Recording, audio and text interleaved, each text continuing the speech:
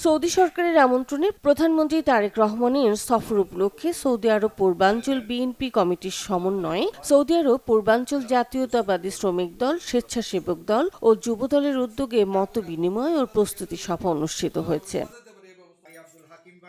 Saudi আরব পূর্বাঞ্চল শ্রমিক দলের সভাপতি বিপ্লব হোসেন আজাদের সভাপতিত্বে অনুষ্ঠানের প্রধান অতিথি ছিলেন সৌদি আরব পূর্বাঞ্চল কেন্দ্রীয় বিএনপির ভারপ্রাপ্ত সভাপতি ডাক্তার গোলাম হাসান সোহান।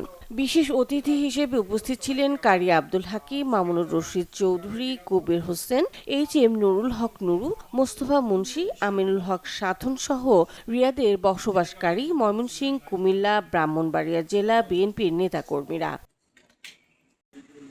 সৌদি বিএনপির পূর্বাঞ্চল কেন্দ্রীয় কমিটির বিভিন্ন বিষয় নিয়ে আলোচনা ও তারেক রহমানের আগমন উপলক্ষে অঙ্গ সংগঠনের নেতৃবৃন্দর কী করণীয় সে সম্পর্কে আলোচনা করা হয়।